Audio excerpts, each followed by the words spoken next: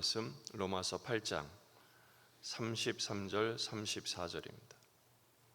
로마서 8장 33, 34절입니다. 함께 읽겠습니다. 누가 능히 하나님께서 택하신 자들을 고발하리요? 의롭다 하신 이는 하나님이시니 누가 정죄하리요? 죽으실 뿐 아니라 다시 살아나신 이는 그리스도 예수시니 그는 하나님 우편에 계신 자요 우리를 위하여 간구하시는 자신이라. 아멘. 본문에 계시는 주님은 어떤 분이십니까? 정죄 대신에 중보하시는 분이십니다. 복음의 능력에 대한 긴 설명 이후에 복음으로 인한 마땅한 승리에 대한 찬양을 반어법을 통해서 누가 뭐 하겠느냐, 누가 뭐 하겠느냐 이런 식으로 그럴 수 없다라는 결론을 도출하고 있습니다. 누가 능히 하나님께서 택하신 자들을 고발하리요? 누가 정죄하리요? 고발할 자가 있다는 것입니까? 없다는 것입니까? 없다는 것이죠. 정죄할 자도 있을 수 없다라는 것입니다. 고발한다는 것은 검사 역할을 하는 것이고, 정죄하는 것은 판사 역할을 하는 것입니다. 하나님이 택하신 자들을 고발할 자, 정죄할 자는 없다라는 것입니다. 원래 이 정죄하는 주체는 누굽니까? 예수님밖에 없죠. 원래 재판장이신 하나님과 그 모든 권한을 위임받으신 예수님밖에는 정죄할 분이 없습니다. 정죄한다는 것은 유죄를 선언하는 것입니다. 그런데 그 예수님이 우리를 위해서 정죄 대신에 의롭다 하시죠. 의롭다, 무죄하다라는 뜻입니다. 그런데 사탄이 자꾸 우리를 정죄하죠. 당연히 정죄하실 분이신 예수님이 우리를 유죄 대신에 무죄, 의롭다 선언하시는데 사탄이 그 예수님의 역할을 대신하면서 우리를 정죄합니다. 계시록 12장 10절을 보면 우리 형제들을 참소하던 자, 곧 우리 하나님 앞에서 밤낮 참소하던 자가 쫓겨났고 그랬어요. 욥을 참소했던 당사자도 바로 사탄이었습니다. 마찬가지로 계속해서 우리를 참소하죠. 정죄하고 고발하는 역할을 합니다. 그에 대하여 하나님께서 의롭다 하신 분은 하나님이시지 않느냐? 우리를 무죄하다 선언하신 근거가 네 가지입니다. 34절에 누가 정죄하리요? 죽으실 뿐 아니라 다시 살아나신 이는 그리스도 예수시니 그는 하나님 우편에 계신 자요 우리를 위하여 간구하시는 자신이라. 네 가지 근거가 뭡니까? 그리스도께서 죽으셨다. 둘째는 다시 살아나셨다. 셋째는 하나님 우편에 계시다. 넷째는 지금 우리를 위해서 간구하시지 않느냐, 중보하시지 않느냐라는 것입니다. 누구를 위해서요? 하나님께서 택하신 우리를 위해서 말입니다.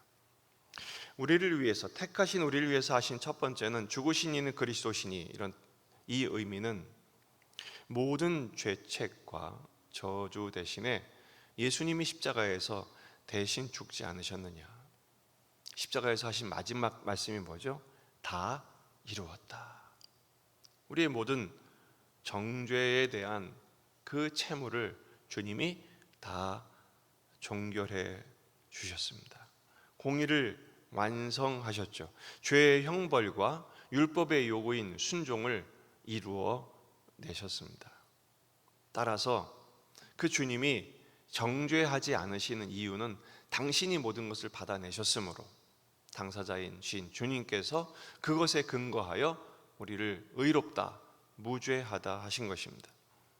간음한 현장에서 잡힌 여인에게 대하여 주님 하신 말씀이 뭡니까? 나도 너를 정죄하지 아니하노니. 그러면서 하신 말씀이 이어서 가서 다시는 죄를 범하지 말라 이렇게 말씀하십니다. 왜냐하면 죄가 우리를 주장하지 못하도록 주님이 그 정죄를 받아내셨죠. 그리고 법 아래 있지 않고 은혜 아래에 있음을 선포하신 것입니다. 따라서 사탄의 모든 정죄는 효력이 없습니다. 기각됐기 때문입니다. 코로나로 인한 모든 법이 다 폐지되므로 더 이상 우리가 그것에 속박받지 않는 것처럼 우리는 정죄가 아니요 의롭다함을 받은 하나님의 자녀 되었음을 믿으시기 바랍니다. 두 번째는 다시 살아나신 이도 그리스도시다. 주님은 다시 살리심을 받으셨습니다. 부활하셨죠. 그러므로 말미암아 모든 그 십자가의 은총이 완성되었음을, 승리하였음을 선언한 것입니다. 로마서 4장 25절, 예수는 우리가 범죄한 것 때문에 내줌이 되고 또한 우리를 위하여, 우리를 의롭다 하시기 위하여 살아나셨느니라. 죄, 진노, 형벌 다 해결하신 순간이 예수님이 부활하신 순간입니다. 그 부활의 첫 열매가 되셔서 우리도 그 부활에 참여하게 만들어 주셨습니다. 세 번째는 하나님 우편에 계신 자요 그랬죠. 부활하시고 예수님은 승천하셔서 지금 어디 계십니까? 하나님 우편에 계십니다. 하나님 우편에 계시다는 것은 통치의 자리에 계시다는 거예요. 거기에서 지금도 우리를 다스리십니다. 죄와 사망의 법이 아니라 생명의 성령의 법으로 오늘 우리를 하나님의 아들의 나라의 백성, 그 나라를 상속받을 자로 우리를 통치하시며 천국의 삶을 살도록 우리를 말씀으로 이끄실 줄로 믿습니다. 지금 진행 중이란 것입니다. 네 번째는 우리를 위하여 간구하시는 자신이라. 주님이 하나님 보좌 우편에서 하신 일이 뭡니까? 우리를 위해서 중보하세요. 살아계실 땐 베드로를 위해서 기도하셨죠. 내 믿음이 떨어지지 않기를 위해 내가 기도했다. 지금도 예수님께서 하나님 보좌 우편에서 우리를 위해 간구하시는데 우리의 믿음이 떨어지지 않기를, 이미 구원받은 우리들 그 구원에 합당한 존재로 살아가도록 주님이 중보하십니다.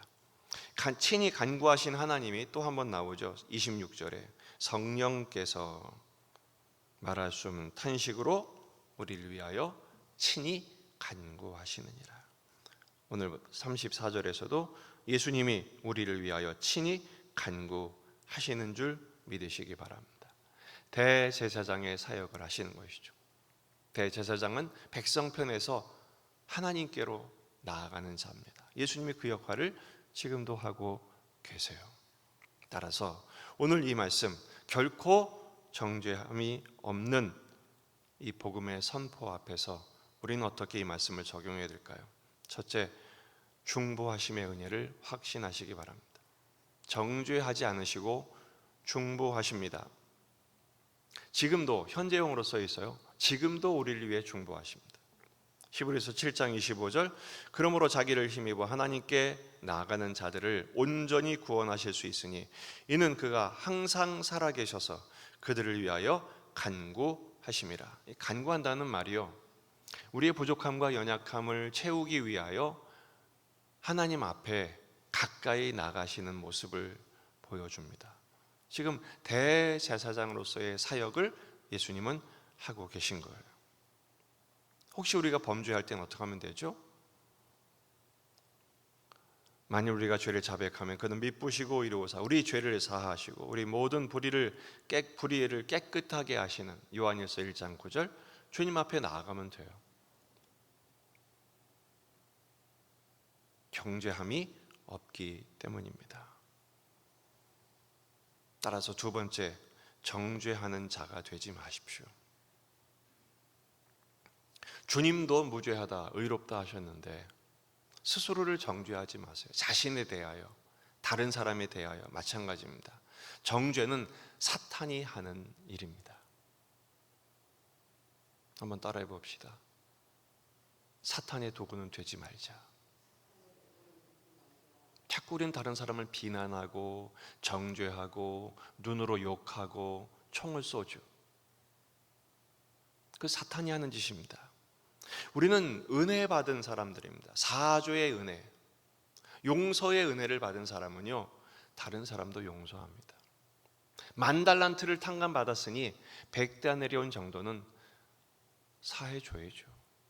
그 큰 은혜를 받았는데 우리는 엄청난 은혜를 받았음에도 불구하고 멱살을 잡는 일을 너무 즐거워하고 있습니다. 누가복음 6장 36절입니다. 너희 아버지의 자비로우심 같이 너희도 자비로운 자가 되라. 비판하지 말라. 그리하면 너희가 비판을 받지 않을 것이요. 정죄하지 말라. 그리하면 너희가 정죄를 받지 않을 것이요. 용서하라. 그리하면 너희가 용서를 받을 것이요. 우리가 해야 할 일은 용서와 용납입니다. 이것을 사명으로 여기십시오. 사죄의 은총을 받은 자다운 모습은 바로 예수님처럼 나도 너를 정죄하지 아니하노니, 그러면서 그 사람을 위해서 도고 기도해 주는 거예요. 주님은 우리 위해 중보하셨지만 우리는 다른 사람을 위해 도고합니다. 그렇게 될 때 피차 은혜를 받게 됩니다. 피차 그리스도의 사랑 안에 거하게 되는 것이죠. 정죄 대신에 축복하는 복된 한날을 누리시기를 주의 이름으로 축원합니다. 기도하십시다. 말씀을 붙들고 우리 자신과 가정과 교회와 이 지역의 복음화, 민족의 복음화, 세계 복음화를 위해서 기도하십시다. 환우들과 그들의 아들들을 위해 여러분 가져온 기도 제목들 가지고 간절히 기도하시다가 돌아가시겠습니다. 다 같이 기도하겠습니다.